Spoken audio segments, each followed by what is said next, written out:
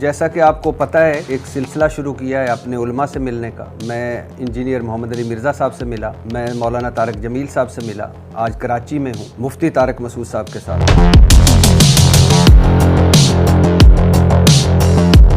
آپ نے مذہب کو مذاق بنا دیا ہے, لطیفوں والا دین بنا دیا ہے. آپ اکثر غیر معتاد گفتگو کرتے ہیں اور یہ سب کچھ کرتے ہیں نام کے لیے, تو آپ کو شغلی مولوی کہا جاتا ہے.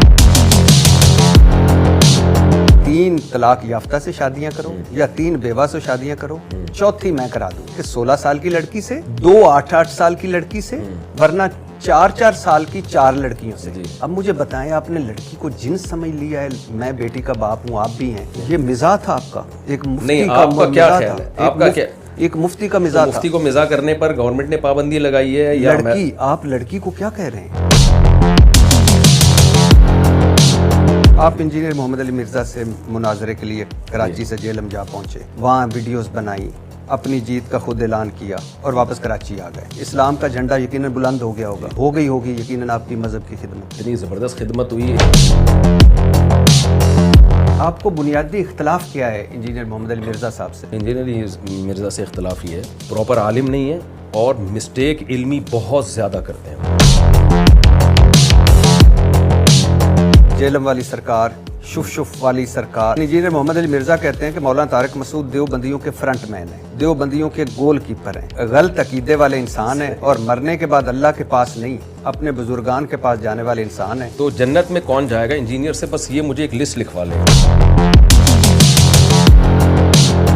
وہ بورے ویسے کہاں ہیں جو آپ لے کے گئے تھے؟ جب بھی کوئی کہیں بورا لے کے جاتا ہے نا, واپس آ کے اس بورے کو خالی کر کے چیزوں کو اپنی جگہ رکھ دے. تو یہ ساری کتابیں آپ دیکھ رہے ہیں, یہ بورے سے نکلی ہوئی کتابیں ہیں جو ہم نے الماری میں دوبارہ فٹ کر دی ہیں. میں لیکچر سن رہا تھا انجینئر محمد علی مرزا کا, کہہ رہے ہیں کہ ان 5 جو دیوبندیوں کے عقائد ہیں ان کو قرآن و سنت سے ثابت کریں تو سمجھے مناظرہ ہو گیا. پہلا وہی ہے چشتی رسول اللہ. تو یہ امتحان لینے کے لیے انہوں نے اس سے کہا جو ہماری نظر میں ٹھیک نہیں ہے. دوسرا ہے سر تھانوی رسول اللہ.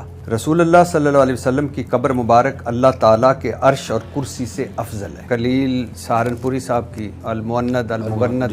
ہم بزرگوں کی قبروں اور سینوں سے فیض لینے کے قائل ہیں. قاسم نانوتوی صاحب مرنے کے 6 سال بعد اپنی قبر سے نکلے اور دیوبند کے 2 علماء یا 2 مولانا صاحب میں صلح کروا کر واپس قبر میں چلے گئے کہ ہم رسول اللہ صلی اللہ علیہ وسلم کی قبر میں زندگی کو دنیا کی سی مانتے ہیں. نبی کا جسم ویسے ہی سلامت ہے جیسے دنیا میں سلامت تھا, طے ہے, کوئی شک ہی نہیں. مگر دنیا کی سی مراد کیا ہے؟ بہترین سوال کیا آپ نے.